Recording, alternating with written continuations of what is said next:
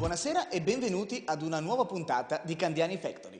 Anche questa sera cominceremo con i comici di Cabaret Candiani, ovvero Te la ricordi Chiara Candiani. Proseguiremo con un cortometraggio, menzione speciale alla nona edizione del Mestre Film Fest, Sotto le foglie, con due interpreti speciali, Valerio Mastandrea e Cecilia Dazzi. Proseguiremo ancora con un'intervista a due importanti famiglie del Mestrino, la famiglia Boscarato e la famiglia Furlan. Finiremo con l'agenda degli appuntamenti al Centro Culturale Candiani per tutta la prossima settimana. Buona visione! Questo programma è offerto da Corriere del Veneto. Dal Teatro Candiani, Cabaret Candiani, ovvero Te la ricordi Chiara Candiani? Sigla!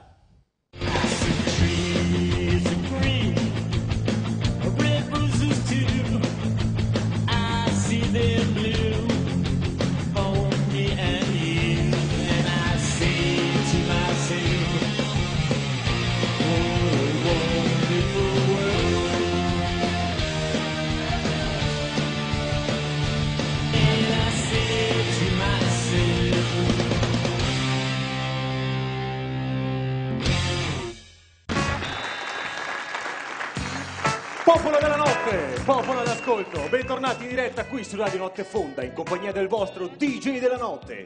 Questa notte voglio parlare di tecnologia imperante, di oggetti come il navigatore satellitare, di oggetti come l'iPod, oggetti come il palmare. E lo faremo ascoltando le vostre storie di tecnologia qui su Radio Notte Fonda. Sento il telefono che squilla. Chi sei il tecnologico della notte? Buonanotte, speaker radiofonico, mi chiamo Agostino Paiusco. Ciao Agostino, da dove chiami? Chiamo da un'isola tropicale sita in tutt'altra parte del mondo. Ecco che in questo caso sita non si intende la nota azienda di trasporto urbano ed extraurbano operante in Padova nella fascia urbana ed extraurbana del territorio provinciale. Sì, l'avevo capito, caro Agostino, ma e cosa ti trovi a fare in quest'isola? Sei in vacanza? Cosa stai facendo? Guarda, ho fatto una camminata lunghissima, speaker, ho male, tutti i piedi sono pieni di calli e di vesciche. Oh, poverino, mi dispiace. Sì, ma l'ho buttata in ridere e dico che ho i piedi come le isole, tropicali, tropicali. Sì.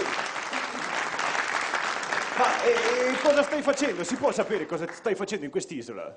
Pronto? Sì, lasciamo stare. Questa notte stavamo parlando di tecnologia, se Sì. non sbaglio. E allora torniamo a parlare di un argomento che non c'entra niente con l'isola. Torniamo a parlare di navigatori, torniamo a parlare di palmari, torniamo a parlare E qui devo interromperti, speaker radiofonico, Sì. in quanto proprio i grandi navigatori sono giunti qui palmare. Non so, basti pensare a Diaz, a Magellano, a Colombo. Sì, fratelli Caboto, lo so anch'io. Giovanni e Sebastiano per l'esattezza. Appunto, sì. Ecco, vedi loro speaker DJ, che circumnavigavano il globo molto lentamente con le loro navi, Sì. ma quando arrivavano vicino all'Australia, zac, ripartivano velocissimi perché le navi assumevano un nuovo andamento, da cui il nome Nuova Zelanda. Pronto, speaker? Ma si può sapere perché hai chiamato? Si può sapere perché hai chiamato? Ecco, guarda, io ho chiamato appunto, se vuoi io ti parlo delle isole, ma ti rammento che il tema della serata è la tecnologia. Sì, lo so e allora benissimo. usciamo dal seminato, mandiamo in vacca l'argomento, chiacchieriamo, non lo so. Prego la regia di filtrare le telefonate. Pronto? Calmo, DJ, calmo. Dunque, Agostino, racconta al pubblico a casa cosa hai scoperto di interessante in questo tuo viaggio. Guarda, ho scoperto che qui l'ambiente è molto ordinato perché gli animali curano minuziosamente l'ecosistema. Perché bene. le mamme danno ai loro cuccioli scopa e paletta e gli dicono, ecco, sistema. Hai capito? Grazie per aver chiamato, alla prossima. No, un momento, scusa. Niente. Vorrei concludere recitando una poesia che ho composto in onore dello scopritore dell'isola. E va bene, popolo della notte, popolo all'ascolto. Mettetevi comodi nelle vostre poltrone e fatevi trascinare in questo ambiente tropicale dalle parole del vostro Agostino. Prego, Agostino. Oh Charles Darwin, Charles. partito all'avventura sprovvisto di strumenti. Andasti a crompalli in bottega, ma Sì. non avevi i soldini. Spilorcio fu il commesso, non posso darteli gratis. E tu, fidati di me. E lui, non posso darteli gratis. E tu, fidati di me. E lui, non posso darteli gratis. E tu fidati di me. Come si intitola questa poesia? Non si preoccupi, Galapagos. Ma chissà che vai a un tsunami che ti porta via, regia, ma filtrate telefonate, regia! Hai colto l'ironia, speaking.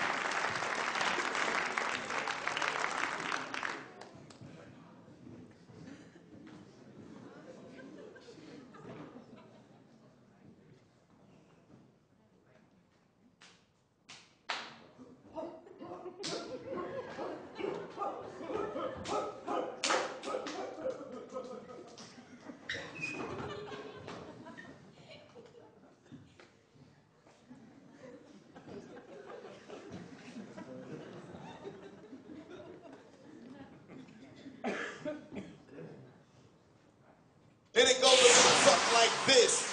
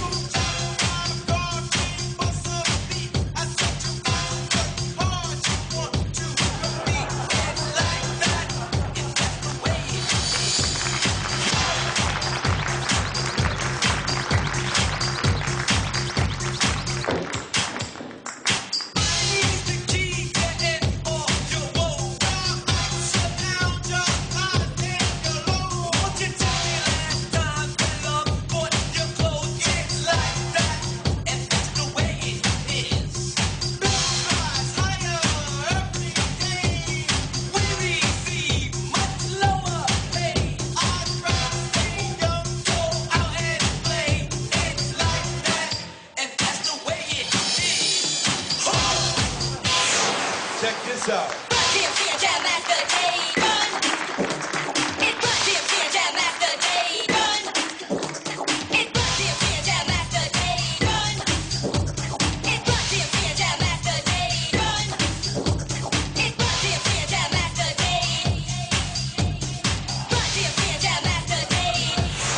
Check this out.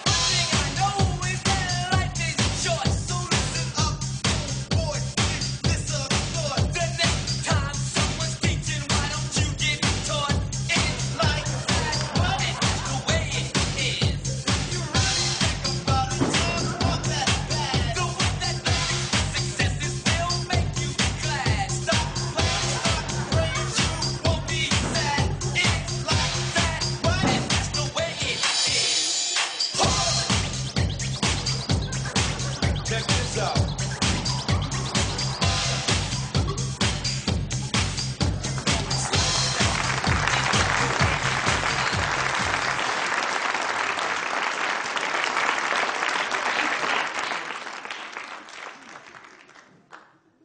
Momento di revisione storica. Ci vuole, no? Ogni 2 anni lei fa la revisione all'auto, noi le facciamo la storia. Non è che siamo qua. Poi mettiamo anche il bollino blu. Non è che... Giuseppe Garibaldi era chiamato l'eroe dei 2 mondi. Chi l'ha detto? Anito lo chiamava Peppino, nell'intimità Pino, anche perché dire eroe dei 2 mondi, pronto in tavola, poi venivano anche gli altri 1000, non è che... Benito Mussolini era un uomo di destra. Chi l'ha detto? Se lo guardi da sinistra è di destra. Se lo guardi da destra è lì. Se lo guardi da Piazzale Loreto è là. Il giudizio resta sospeso, non è che... Dal fumo si passa all'eroina. Chi l'ha detto? Giovanna d'Arco.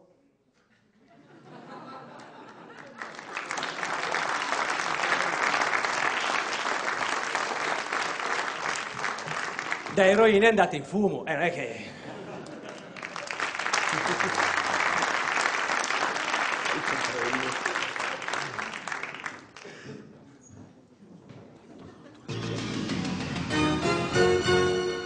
Una rotonda sul mare,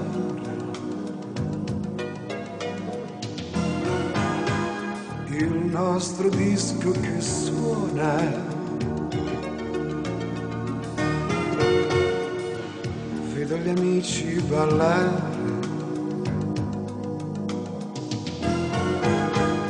ma tu non sei qui con me.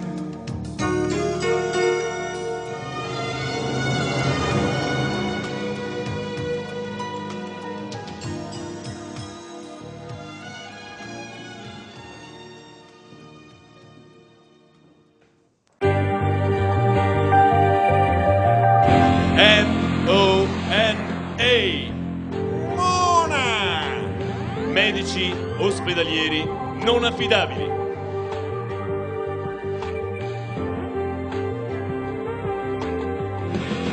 Presto, lo stiamo perdendo. Sì. Rapporto. Uomo, alto 3 metri circa, con un grosso brufolo a forma di 2 bufali che si riproducono sul naso, un occhio più grande di quell'altro, 2 piccole orecchie a punta completamente coperte di pelo, testa calva con una voglia a forma di freccia che indica un sedere fatto a pera. Finito. Segni particolari? Nessuno, va. E allora dimettetelo, come faccio a distinguere dagli altri pazienti? Ma sì che vada, va là, dai, va là. Senti un po', come sta quella ragazza, quella anoressica? Aspetta, lascia che faccia l'applauso, No, perché fate sennò l'applauso, glielo blocchiamo. Che prendo un po' di fiato. Perché qua in ospedale sopra di corpo. Quello è vero, sì. No, sì. la ragazza anoressica, quella simpatica. Quella simpatica, Sì. carina, che è Carina. È sempre seduta sul letto, ride, scherza, suona la chitarra, Sì. canta le canzoni. E allora? Prende tutto alla leggera. Ah, beh, si capisce. Perché è magra. E fatela mangiare. E da no? chi? Magra così non la vuole nessuno. Si capisce. È una cosa spiacevole. E quello è, ma pensa che l'abbiamo fermata in tempo, stava scappando dal reparto. Ah sì, e perché? Perché dice che stare in ospedale si è seccata. Non è una cosa piacevole. No, non è una cosa piacevole, no, guarda, no. Però diciamo che gli è andata meglio quando è venuta a trovare la madre. È venuta sua mamma. Lei l'ha accolta a braccia aperte. E la mamma? Gli ha appeso addosso il cappotto. Ah sì, non è una cosa piacevole. No. E l'altro giorno si è comprato. Così, guarda, poverina, la cartella parla chiaro. Sì, poverina. E poi l'altro giorno per tirarsi un po' su si è comprato un bel maglione a righe orizzontali, no? È uscita a prendere un po' d'aria così, un maglione nuovo, Sono passati gli operai dell'ANAS, non l'hanno caricata sul furgoncino insieme ai paletti per misurazione della neve. Non è una cosa piacevole. Ma almeno si è trovata un lavoro, dai. Sì, almeno aiuta a non pensare. Sì, sotto 3 metri di neve non sicuro, guarda, veramente. Sì. Ma guarda un po'. Pizza? Oh, la pizza. Sì, per la signorina Clerici. Clerici. E chi è la signorina Clerici, scusa? La cosa, l'Antonella Clerici. E chi è? Quella della televisione. Chi è? Quella che ha dei problemi di digestione. No, quella è la ruta. Ah, ho capito, sì. Sì. Mi dia qua a me, gliela Sì, porto sì. io l'Antonella Sì, la Clerici. portiamo noi la pizza, non si Sì, preoccupi. gliela porto io. Sì. E ricordate, se l'ernia ti strozza e la emorroide ti strizza, noi saremo qui per te. in pausa pizza. Arrivederci. La Clerici. Dopo la portiamo noi, non ti preoccupare.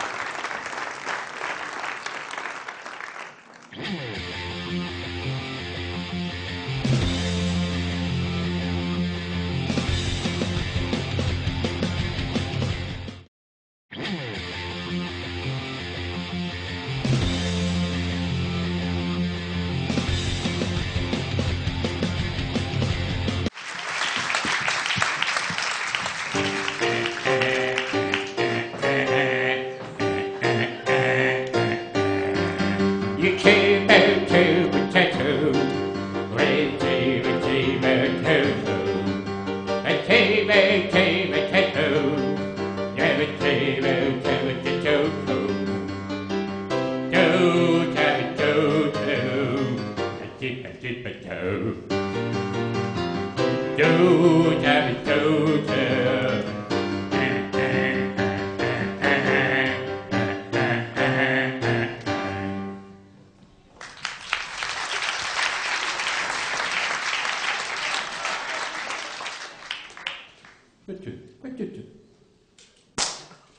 Oh.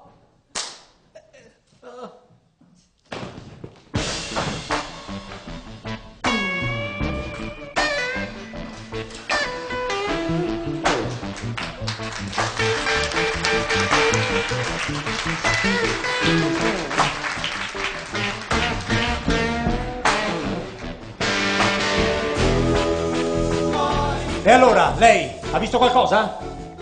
Ceppe. Bene. Senta, cominci con le indagini lei, eh? Certo, capitano. Calcoli da quanto è morto. Sembra uno scheletro. Capitano, è il classico scheletro nell'armadio. E da cosa l'ha capito? Guardi cosa ho trovato. Bene. Capitano. Sì. Cosa c'è? C'è una mozzarella ancora chiusa. Lasci stare, è sicuramente una bufala. Senta, ha capito come è stato ucciso? Era andato a giocare il lotto e l'hanno colpito allo sterno. Il famoso sterno secco. Bene. Senta, da dove ha sparato l'omicida? Hanno sparato alla cieca, capitano. Avranno anche sparato la cieca, ma hanno colpito un italiano? Come fa a dirlo che era un italiano? Beh, c'è la pizza, la mozzarella. Sì, mo il mandolino, Oh sole mio, sta in fronte a te. Ha finito? Ha fatto gli esami? Sì, scientifica 1. E ho preso 28, il primo che facevo, capitano. Del sangue, prenda i valori. Trovati, capitano. C'era Sì. un Rolex e una carta di credito. Siccome la settimana prossima compio gli anni. La finiamo? Controlli se ci sono delle impronte digitali. Va bene. Sì. Cosa? Che cosa c'è? Capitano, sono innocente. L'altra sera ero al cinema, c'era del tabacchino. No, ero al ristorante. Perdono se quel che ho fatto io, però chiedo scusa. Ma cosa fa? Era un alibi di ferro, capitano. Idiota, la prossima volta usi i guanti. Avevo preso una paura. Proprio io che lo faccio di mestiere era l'assassino. non può essere. Certo. Senta, noi cerchiamo prove che contengono la saliva dell'assassino. Guardi, c'è una sigaretta. Là c'è la firma dell'omicida. Finalmente abbiamo incastrato Philip Morris. Bene.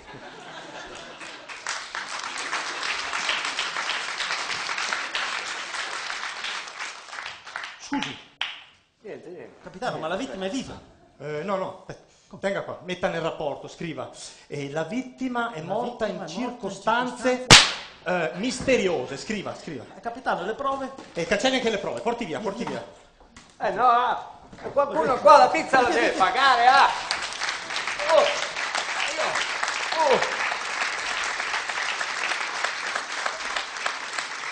Provino Paganelli, terza.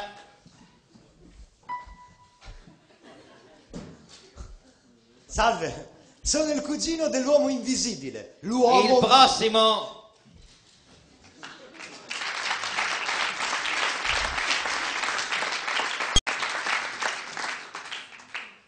Le canzoni sono importanti, attraverso le canzonette voi sapete che si possono affrontare gli argomenti, anche quelli più noiosi come la politica, l'economia. Con le canzoni si può parlare, non so, di banche per esempio. Anzi, dirò di più, attraverso le canzonette potete immaginare di essere voi che andate a rapinare una banca, cioè per finta ovviamente, è un modo per vendicarvi anche questo. Vi do il ritmo, questa qui potete anche ballarla, è facile, fa così.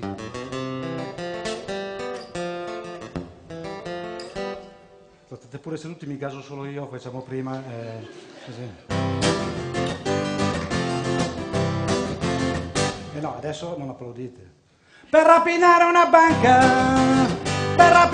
banca ci vuole un mitra e un poco di calma e un passamontagna, perché se lì poi la pula arriva e se arriva, prende chi c'è,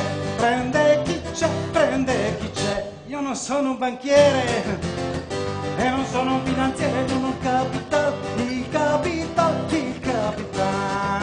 mi manca una banca, manca una banca.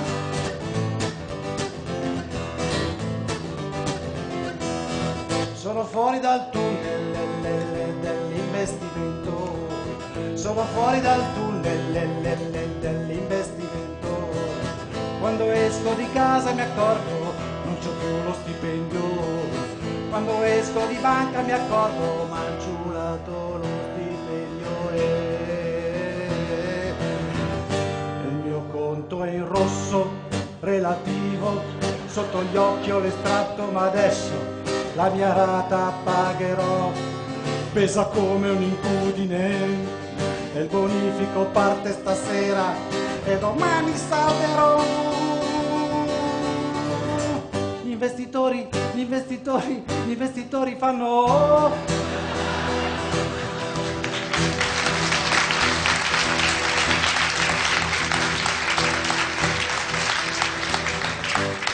Che meraviglia, con Banca Italia, i risparmiatori fanno uè, porca puttana, perso la grana.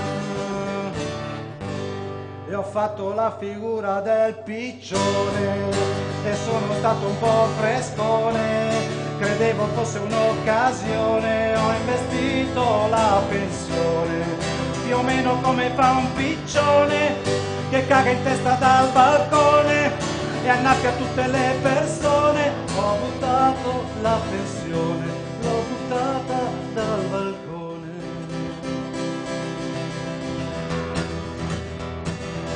Non piangerò, sai, sul denaro che spendo, non ne ho quasi più.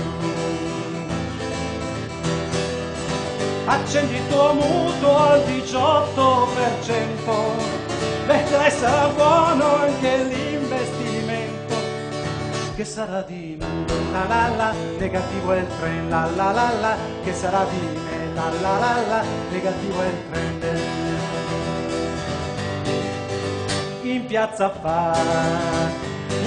affari cresce il mercato, c'è un gran guadagno con i mitter, quelli di là che cantano dietro gli uffici scoppano, mentre con Nata ci divertiamo in piazza la vita è piena di bollicine in piazza la vita è piena di bollicine in piazza la la la la la la la la la la la la la la.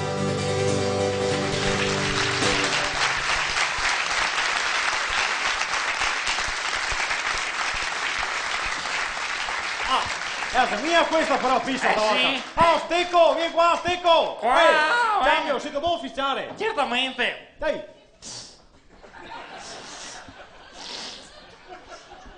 Guarda che deficiente. Grazie, questa pizza era ora. Grazie. Oh. Curiosità, ma lo sa signor Duilio che ogni qualvolta che vedo la pizza mi viene in mente la mia mamma perché si chiama Margherita. E siccome è Margherita mi sono sempre chiesto se è o non è la mia vera mamma, perché essendo Margherita mi domando, mamma o no mamma? Mamma o no mamma? Sta dentro, guarda, sta muto e asame mangiare in pace e a me pizza e frutti di mare, è capricciosa. E qui devo correggerla signor Duilio, in quanto è noto che una pizza capricciosa contiene funghi, cotto, carciofini, ma non frutti di mare. Te correggo mi qua. Ma te pare che una pizza che si chiama capricciosa non abbia i frutti di mare? È vero? Sono così poco mai.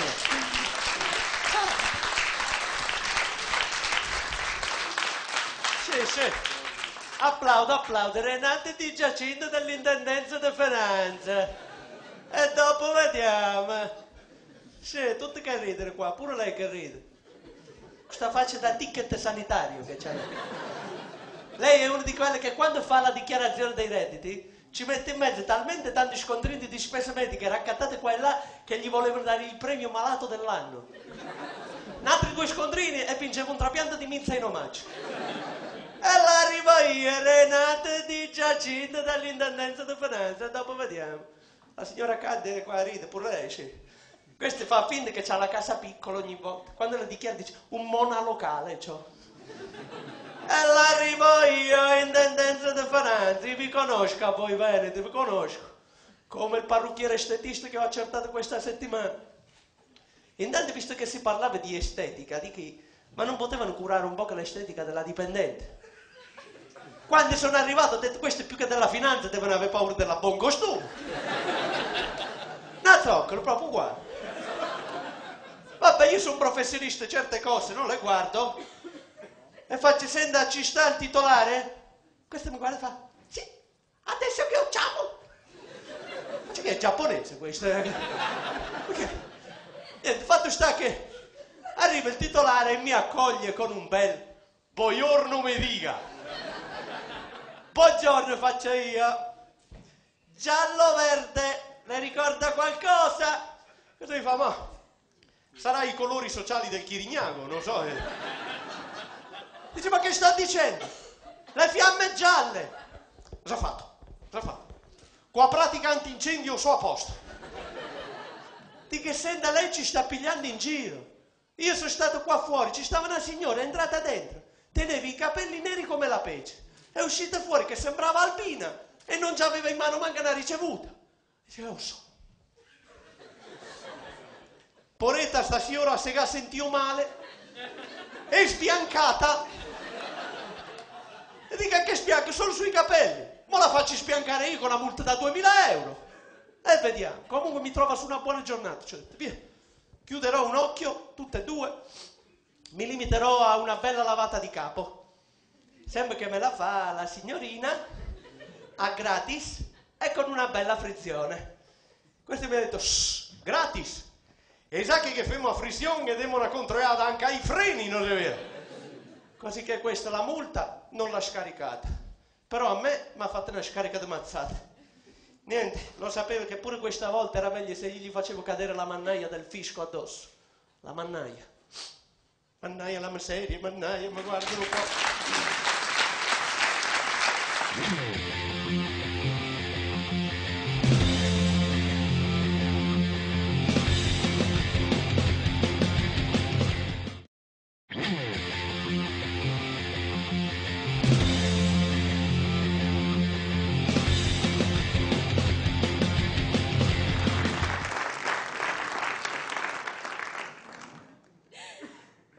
È emozionante stare qua, siete belli, eh? Che calore.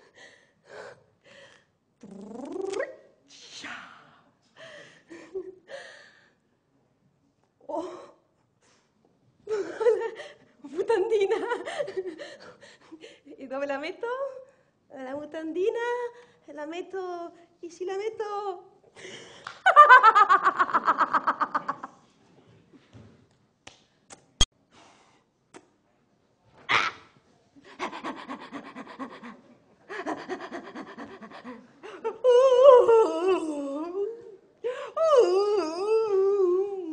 I wanna hey, giving away. I wanna hey, hey, hey, hey, hey.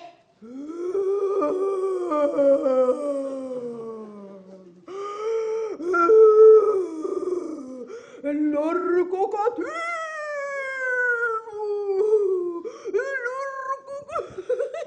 L'orco cattivo è buonissimo. È cultura del cabaret, tutto studiato, È troppo divertente. La donna per cui sono deperito 3,5 kg circa questa settimana si chiama Liliana. Liliana aveva una caratteristica molto particolare, era un'appassionata di rock. Era un'autentica rockstar, una che seguiva il rock in tutte le sue forme. Io ho pensato, che bello, finalmente una donna che segue il rock. Io e te staremo insieme tutta la vita. Il giorno dopo lei si è suicidata. E questo devo dire che è stato positivo, perché vuol dire che siamo stati insieme tutta la sua vita. Non è durata molto, ma lei è stata di parola. Però vedendola così suicidata ho deciso di suicidarmi anch'io. Ho preso tutte le pastiglie che avevo in casa, però le uniche che avevo erano dei pastiglioni di citrato e di bicarbonato. Sono entrato in coma, sono stato in coma 2 giorni, durante i quali ho ruttato tutto il tempo. Però durante questa cosa ho avuto anche delle visioni mistiche quasi. Ho avuto una visione mistica più forte delle altre. Ho sognato di trovarmi nel paradiso dei cantanti morti.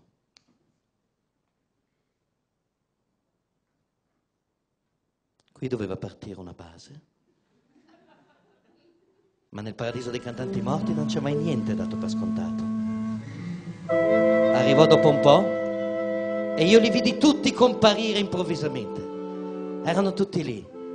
Kurt Cobain, Jimi Hendrix, Janis Joplin, e Kurt Cobain che inseguiva Jimi Hendrix tutto il tempo perché voleva rubargli i segreti.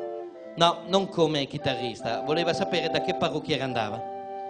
perché Kurt Cobain ha sempre avuto gli spaghetti scotti, Jimi Hendrix questa testa di capelli pazzesca. C'era Jim Morrison morto in circostanze misteriose dopo aver detto aprite le porte della percezione. So di che cosa è morto, spifferi.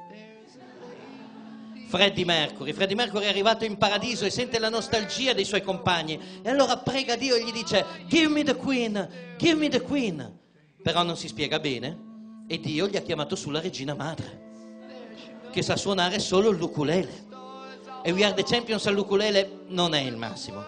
Tra l'altro nel paradiso dei cantanti morti anche lì si muore, anche lì si passa all'altro mondo e chi passa all'altro mondo torna nell'aldilà come nuova proposta di Sanremo. Ma scusa, ma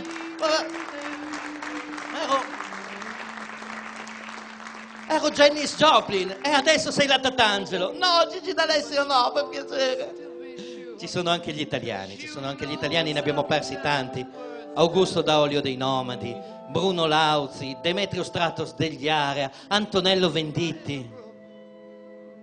Il cervello di Antonello Venditti, sì, quello è arrivato qua nell'84, perché Antonello Venditti ha fatto lo stesso percorso nella vita che a un certo punto della sua carriera ha fatto Luca Carboni, passando da canzoni come Lungomare e le stelle si accendono ad una come ballerine entrano in scena ed ecco la luna, a canzoni come Il mio cuore fa choc, il mio cuore batte il rock, il mio cuore allo stop. Ditemi voi se non c'è stato un fulmine in mezzo. In paradiso c'è Luigi Tenco. Luigi Tenco sapete la sua storia, quest'anno sono i 40 anni, morto suicida, semplificando per non essere arrivato tra i primi a Sanremo. Tutte le volte che Zarrillo va a Sanremo gli fanno trovare la pistola nel camerino. Non si decide mai. E poi c'è Battisti è arrivato in paradiso, si è fatto una villa per fatti suoi, non bada nessuno. Così c'erano andati in tanti a trovarlo, persino Fabrizio De André voleva andarlo a trovare, perché nel paradiso dei cantanti morti il re è Fabrizio De André. Lui si aggira un po' così, un po' circospetto, ma anche un po' defilato, perché se lo trova Marinella gli fa un mazzo tanto, dai, questa la prima volta che fa sesso la butti nel fosso, cioè non è stato carino. De André ricorda quelle canzoni leggere che faceva nell'adolescenza, quegli LP dai titoli tranquilli, tipo Tutti morimmo a stento. Cioè questi non solo muoiono, fanno fatica a morire, rendetevi conto? Con canzoni come Il cantico dei drogati, La ballata degli impiccati, Inverno. Tu leggevi i titoli e dicevi dov'è che si ritira la mazza da baseball da tirarsi negli zebedei? E poi c'è lui, c'è l'ultimo, lo vedo ma non riesco a capire chi è. Ah, cos'è? Sì, ho capito chi è e ho anche capito perché non riuscivo a riconoscerlo. Lui è Pierangelo Bertoli e siccome qui siamo nel paradiso dei cantanti morti, io non avevo riconosciuto la sua anima che qui in paradiso è in piedi.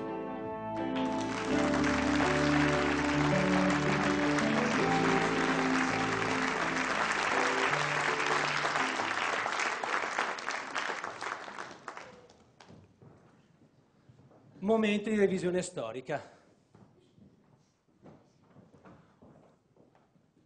Ci siamo? Ulisse era un grande navigatore. Chi l'ha detto? Dalla Turchia per andare in Grecia ci ha messo 10 anni. Cristoforo Colombo era un grande navigatore. Chi l'ha detto? Vuole andare in India, si è ritrovato in America. Per mio nonno Colombo è soltanto un tenente, cioè non è che... Il mio Tom Tom è un grande navigatore. Chi l'ha detto? È anche balbuziente Tom Tom.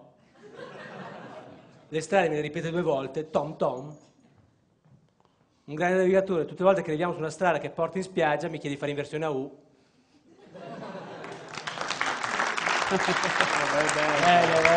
Che bella trasmissione, ma signor Sindaco, grazie ancora che siamo qua, grazie, bella. Ascolta, ma questa trasmissione è bella. Bella, sì, no, non mi piace, no. Sì, dai, mi piace, però Cosa? Però ci sono certi comici che dai, insomma. Ma come dai, certi cioè, comici fa la che depressione, dai. Come quei due là, come Quali? quelli che fanno i medici là, quei due là. Siamo due cadaveri che fanno i medici, guarda. Ma no, ti sbagli, C'hanno- quelli sono bravissimi. Ah, Guarda, sì? è che tu non li capisci, è un umorismo raffinato, si sì? capisce. È un cabaret di nicchia. Ecco, che li murassero dentro vivi allora, minchia, dai. Cosa stai dicendo? Perché Parliamo- questa deve essere una televisione anche di informazione. Ma sì, parliamo di cosa serio. Perché anche signor da noi, sindaco. signor sindaco, Il nel nostro paese piccolo. È passata quella legge lì. Sì, quella lì, quella dei Quella- fax. Ehi, Quella arrivata dico. coi fax. Dico. Dici? No, dico. Dici. Ma no, dico. Dici. No, ma dico, sì. Insomma, l'avete capito anche voi, quella legge lì, no? Sì, è Ci vero. sono tutti i cattolici in fermento. Sì, si temono disordini come come allo sì, stadio. Tant'è vero che il nostro parroco, Don Aurelio, per domenica Ha prossima... deciso di fare la messa a porte chiuse. sì.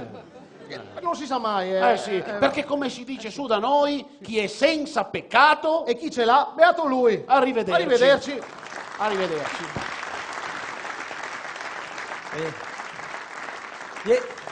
Scusate, vieni Zappalà, vieni Zappalà, non aver paura, Zappalà, vieni. Scusate, fategli anche un applauso che Zappalà. Vedi? Qui non è il teatro, è il cabaret, devi fare il cabaret. Il cabaret non è come il teatro che ha la quarta parete. Nel cabaret la quarta parete la butti giù, c'è il pubblico. E devi usare nonchalance, disinvoltura, al pubblico devi buttare così le barzellette, così, proprio le barzellette. Quella lì un palloncino che dice l'altro palloncino. Hai visto il cactus? Vai Zappalà, vai! Ti vedo già sciolto, vai tranquillo! Se hai problemi telefonami, Zappalà! Vai!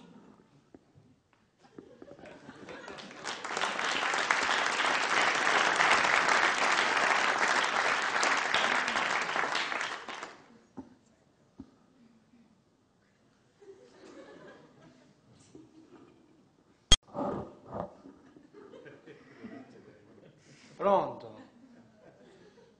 Senti, non ho capito quale parete devo buttare giù.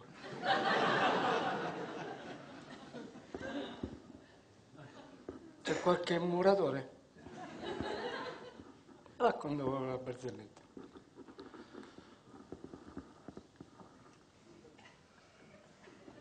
Un palloncino maschino che l'hanno licenziato al lavoro, ha perso casa e anche la palloncina.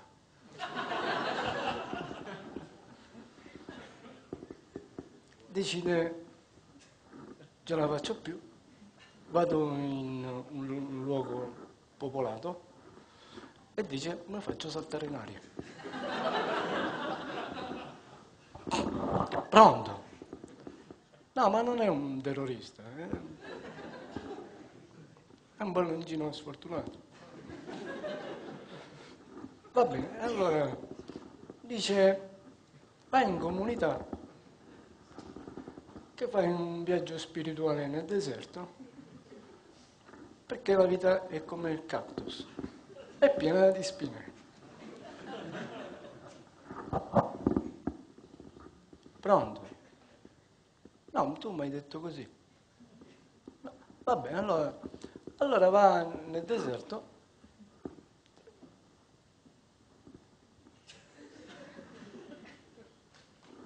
e ci viene il miraggio.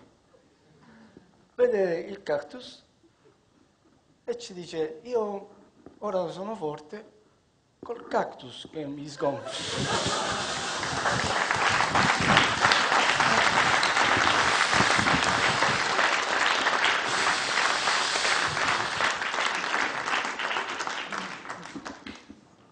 Pronto?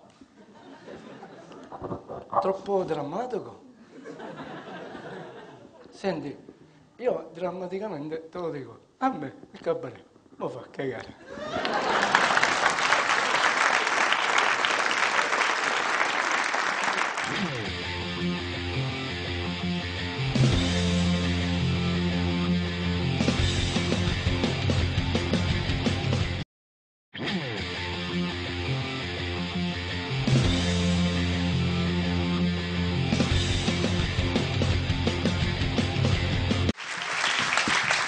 Buonasera, io sono Norma, io vivo a Norma e ho aperto un ufficio rinnovo patenti a Norma. Avanti il prossimo. Ho detto avanti il prossimo. Buonasera. Buonasera. Si sieda in modo composto, senza divaricare le gambe, appoggi le mani sul tavolino, grazie. Quanto guadagna al mese? Senta, se io le dico 7,30 lei cosa mi risponde? Allora in cui si alza per fare colazione? Lo supponevo, lei è fuori Norma. No, però che c'entra? Dicono che lei sia famoso. Senta, ma si guadagna bene a fare il comico, eh? Sì, sinceramente. Pochino? Ha mai pensato di donare gli organi? Ma che... Guardi, me lo dica se pensa di donarli, perché guardi, uno in particolare lo prenderà in considerazione.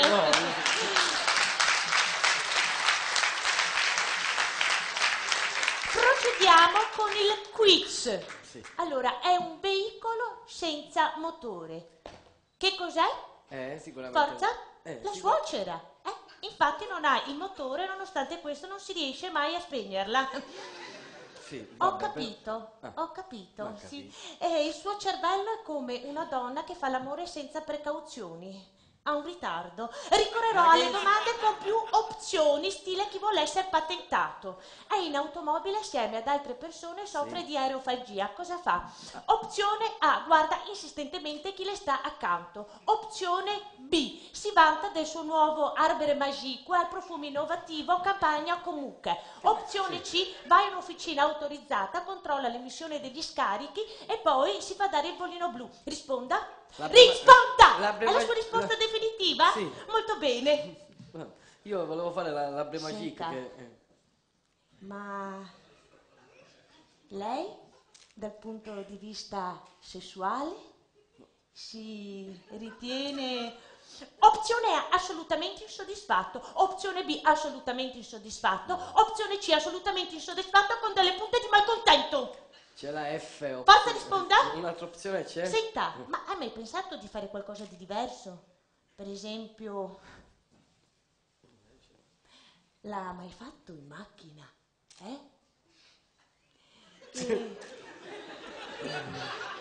Usa l'airbag come protezione? No, E queste cosa sono? Le ho trovate nella sua macchina. Da quanto tempo lei vede mia madre?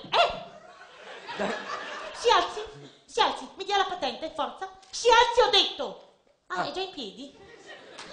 Sì, molto bene. No, la strappa, no. La patente. Oh, poverino, è disperato, Le si è strappata la patente. Sì, involontariamente si è strappata. Venga, è disperato perché non sa come ritornare a casa. Sì, ma guardi, non si preoccupi, l'accompagno io, bel porcospino. Senta, ma lei di che segno è? Mi dica. Ma la sua luna forma un trigono con le Pleiadi. Guardi, io ho un Blade, no? A casa mia verrebbe a farmi un bel trigono sul divano. Allora, ha tre opzioni. Potremmo farlo sul termosifone appeso ai lampadari e poi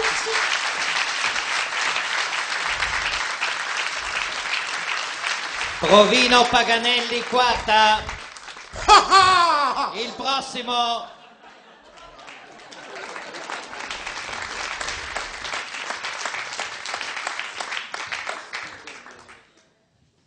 12 aprile. Caro diario, la casa è lo specchio dell'anima. Dai quadri, dai vestiti, dall'arredamento, dai libri, capisci subito chi è colui che la vive. Tu entri, 1. Tu entri 2, tu entri 3, tu entri 4, tu entri 5. È un inglese che vive in questa casa, Lo capisci soprattutto da un piccolissimo particolare, la targhetta sulla porta d'ingresso con su scritto Ing Rossi. 18 aprile. Per evitare di essere scoperto, cammino 448. 20 aprile. Nel corridoio noto un bel quadro. Un quadro che ritrae, io lo guardo e lui ritrae e se ne va. 28 aprile. Apro una porta, una chitarra, una batteria, una tromba. Scusate.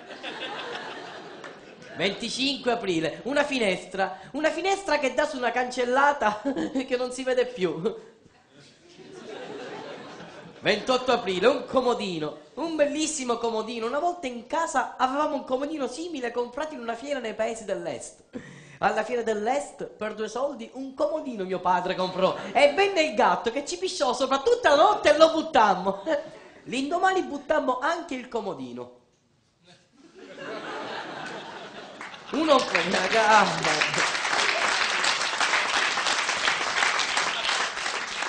maggio e 2 ridotti, tanto a me che mi cambia. 7 maggio, alla mia destra un altro bellissimo quadro, una china e uno da dietro che se ne ingroppa. 8 maggio, un armadietto, una credenza, un detto popolare. 12 maggio, in un angolo un aspirapolvere, l'altro si fa le canne. E vai! 16 maggio, un grandissimo acquario. Un bellissimo acquario, 2 pesci, un pesce palla, l'altro ascolta.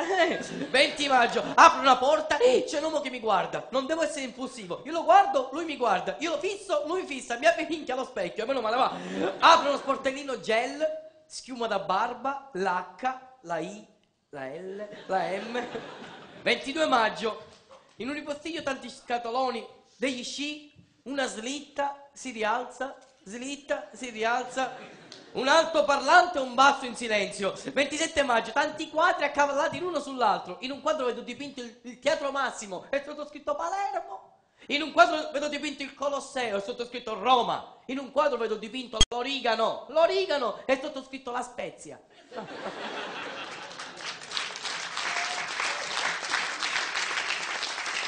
30 maggio, in cucina sul tavolo uno stufato e uno ancora con tanta voglia. Dai, facciamo. 32 maggio, in un angolo una tavola apparecchiata, una candela accesa, un uomo e una donna immessi nella magia del primo incontro. Giochi di sguardi, strane emozioni, silenzi che parlano. 33 maggio, lui bello, auto, capelli lunghi sulla giacca, ma anche qualcuno in testa, non è che... Lei snella, magra, un seno esplosivo, l'altro già esploso. 34 maggio, vestiti in maniera casual, lei trendy, lui 39.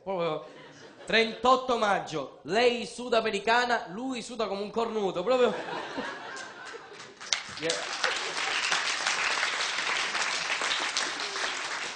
40 maggio, fantasia o realtà, mi giro il frigorifero. Loro, apro il frigorifero, guarda, Enza ha 2 anni, Enza ha 9 anni, Enza ha 10 anni, Enza ha 20 anni, crescenza.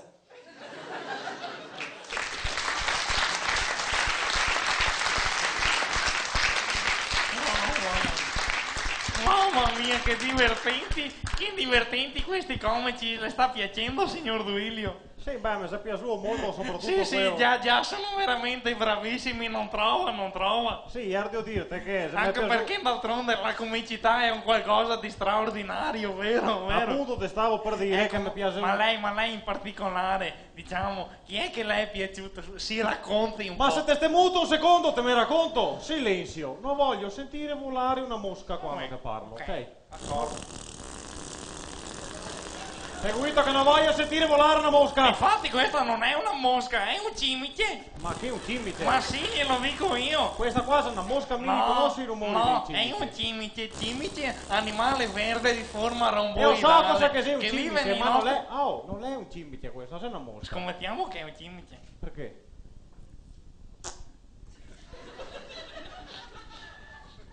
Oh mamma mia. Se lo sta io per caso? No! È stato la cimice! Ma senti cazzo, dove sei sto cimice? Ce l'ha proprio sulle spalle! Dove? Eccolo là! Oh, sanata patata! Ah, che razza di bestie! Che animale! Che gira qua, mestre, che simisi! E dopo gli dice che gli scarichi di Porto Marghera non sei nocivi!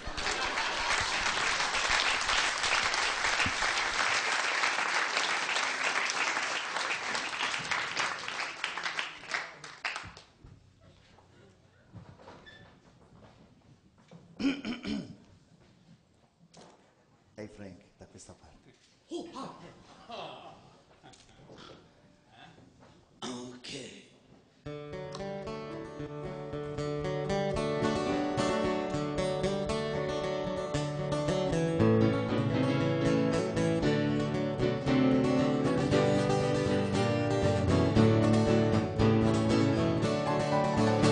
Quando saremo ora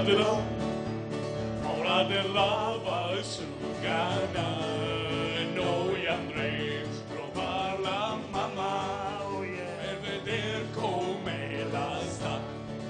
La mamma là sta bene ma e il papà che le ama laggiù, il mio bel partito soldato, chissà quando tornerà.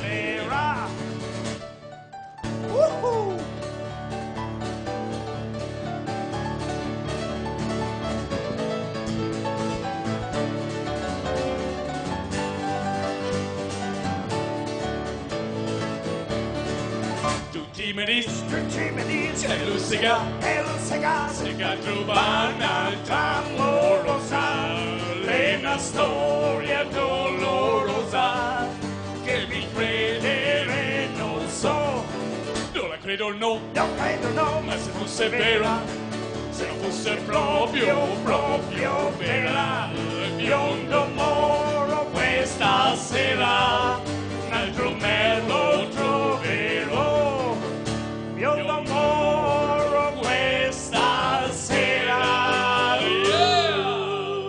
Un altro me lo troverò, yeah.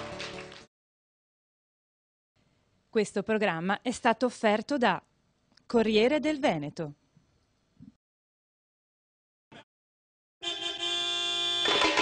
Buonasera e bentornati a Candiani Factory. In questa puntata vedremo il cortometraggio Sotto le foglie di Stefano Chiodini con Valerio Mastandrea e Cecilia Dazzi. Parleremo della città di Mestre con due importanti famiglie mestrine, la famiglia Boscarato e la famiglia Furlan. Ed infine l'agenda, con gli appuntamenti al Centro Culturale Candiani per tutta la prossima settimana. Il cortometraggio di questa sera si intitola Sotto le foglie, girato da Stefano Chiodini con Valerio Mastandrea e Cecilia Dazzi. Un cortometraggio che parla di sguardi, un cortometraggio che parla dell'incontro, possibile o impossibile, fra due persone, fino a quando una delle due non scoprirà appunto cosa si nasconde sotto le foglie. Sotto le foglie è stato menzione speciale alla 9ª edizione del Mestre Film Fest, il festival internazionale del cortometraggio che si tiene annualmente al Centro Culturale Candiani. Buona visione!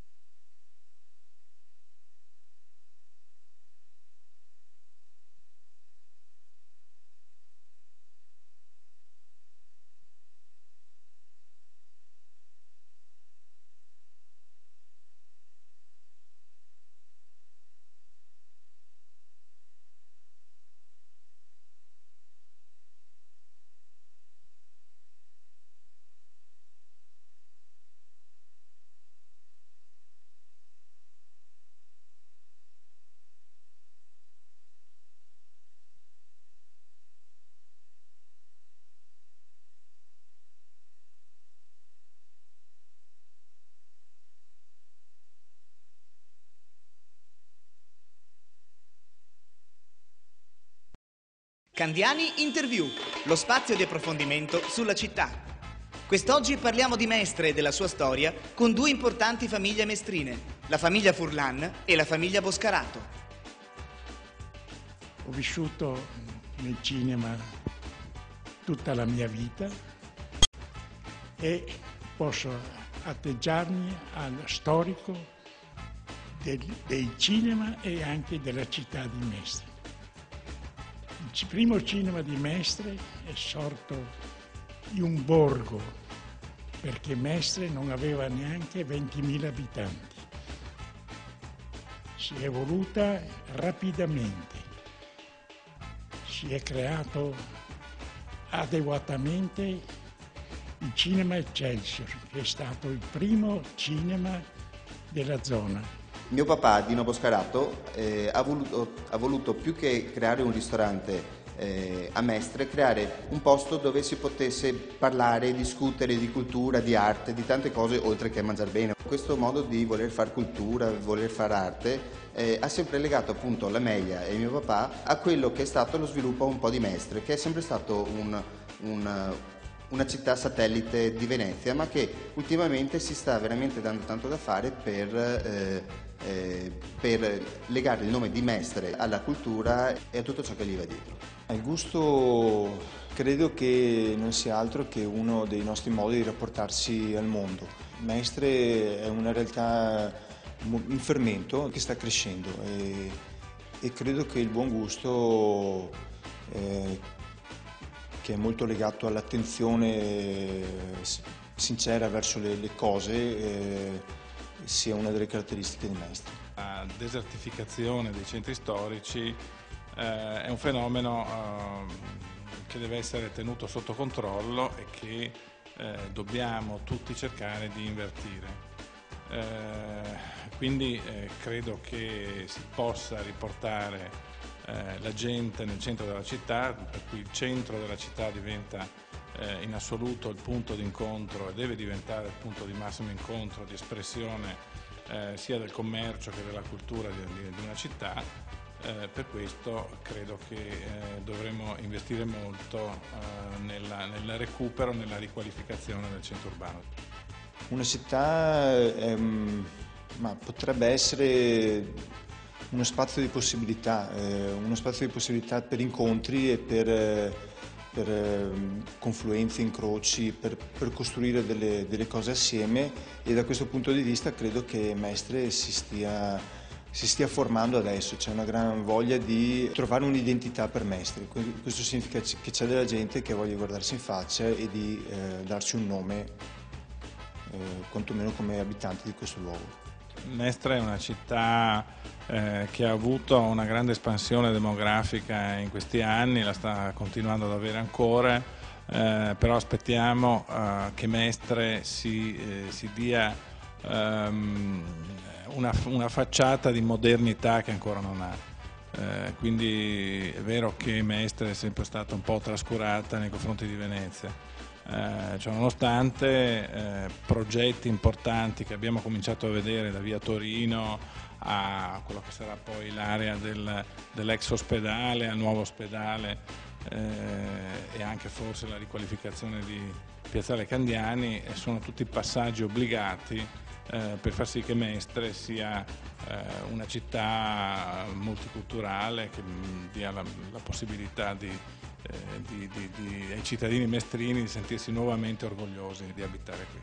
A me è sempre piaciuto vivere a Mestre, anche a discapito di qualcuno che mi diceva che Mestre non era una città perché è solo un posto per lavorare, per passare così del tempo. Dall'inizio che era proprio un sobborgo, di strada ne è stata fatta tanta, e in 30-40 anni le cose si possono vedere, penso.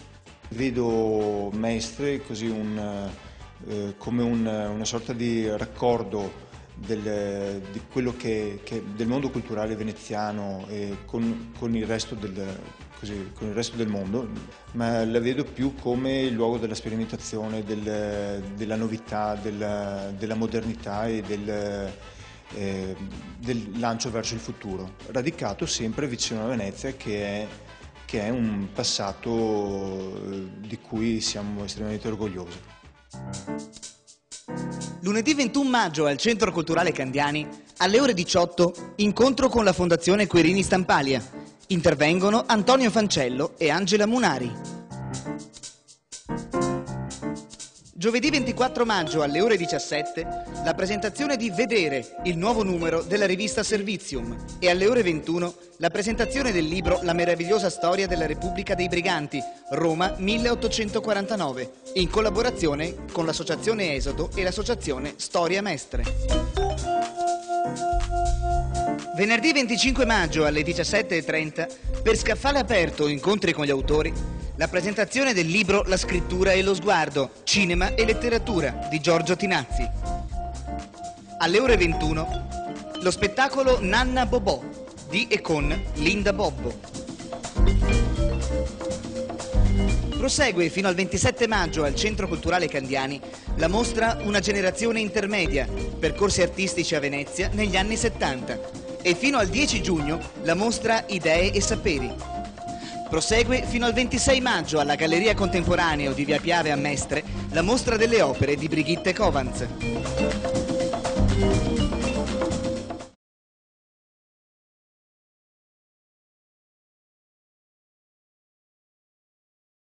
Questo programma è stato offerto da Corriere del Veneto.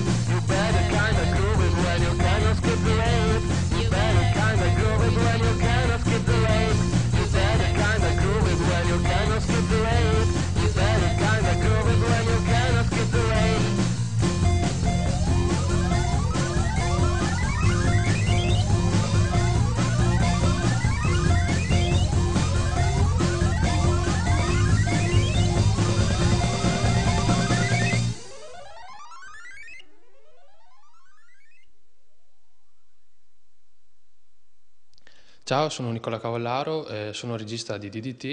Il video in pratica è nato tramite un arpeggio di chitarra. Questo arpeggio di chitarra mi dava appunto l'idea di una cosa ripetitiva, una cosa che evolveva e quindi ho pensato bene di utilizzare un ventilatore di recupero. Tramite alcuni insetti inanimati ho dato vita in pratica alla storia che appunto vede questo ventilatore al quale viene data energia e vita grazie alla coesione di alcune cimici e alcune chiocciole che appunto in una maniera un po' surreale e sì, insomma un po' strana appunto si coalizzano e fanno sì che il ventilatore tramite alcuni episodi sia ricaricato e continui a girare, e il tutto viene naturalmente vissuto anche grazie alla musica che è parte integrante del lavoro.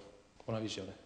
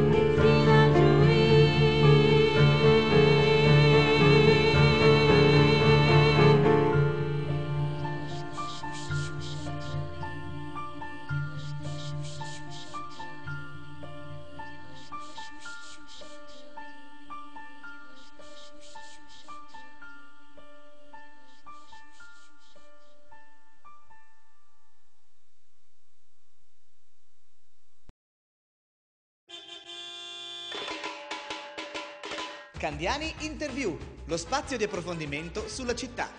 Quest'oggi incontriamo Gianfranco Bettin.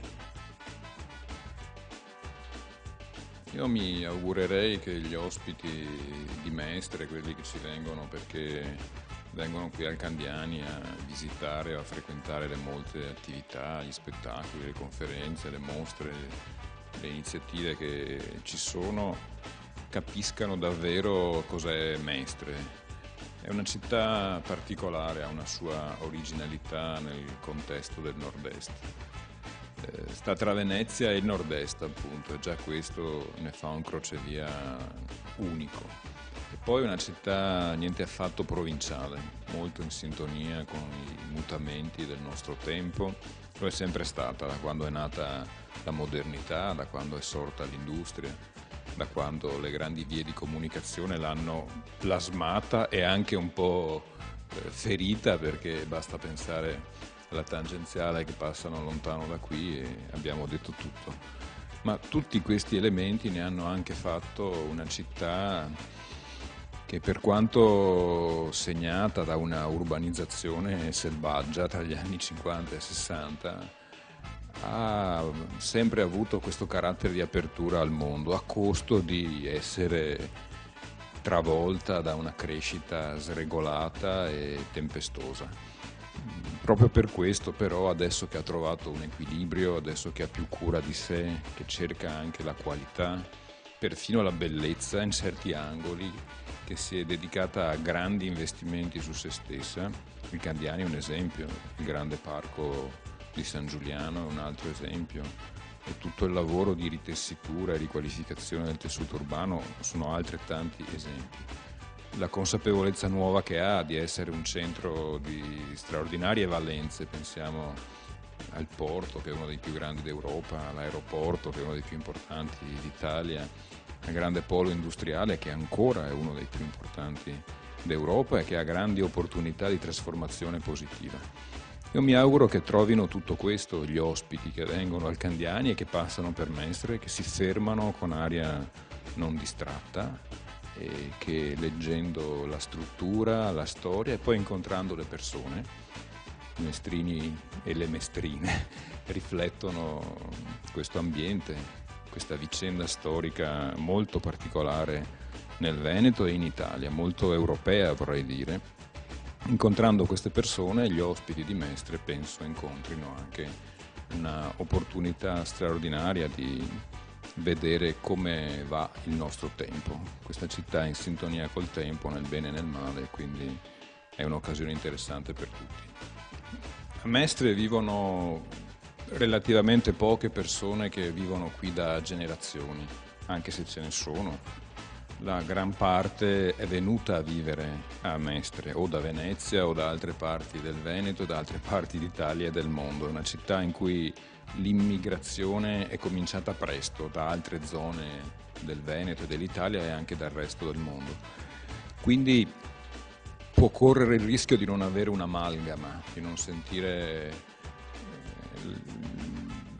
un collante che la tenga insieme. Io penso che questo, che è un rischio, è anche un'opportunità però, perché questo rende meno campanilisti, meno provinciali, meno miopi. Aiuta a vedere lontano, però bisogna sapere che rischia di non avere un centro di equilibrio e un radicamento nel proprio stesso ambiente. Credo che questo collante lo si possa trovare nell'idea di essere una comunità che, tenendosi insieme, cooperando, può crescere molto, può dare molto a se stessa e a questo nostro paese. In questo il collante, l'amalgama, rappresenta più una scelta che una situazione data, e dunque serve intelligenza, serve consapevolezza e serve apertura al mondo, altrettanto quanto serve la cura di se stessi. Mercoledì 16 maggio alle ore 15 al Centro Culturale Candiani, per il ciclo Verso la maturità, scrittori italiani del Novecento, Ilaria Crotti presenta Italo Calvino. Venerdì 18 maggio alle ore 18 l'inaugurazione della mostra Idee e Saperi. La mostra prosegue fino al 10 giugno e alle ore 21 Vademecum di Claudio Ambrosini, breviario sonoro per voci d'artista, strumenti, proiezioni e live electronics. Prosegue fino al 27 maggio al Centro Culturale Candiani la mostra Una generazione intermedia, Venezia negli anni 70. E fino al 26 maggio alla Galleria Contemporaneo di Via Piave a Mestre la mostra delle opere di Brigitte Covans.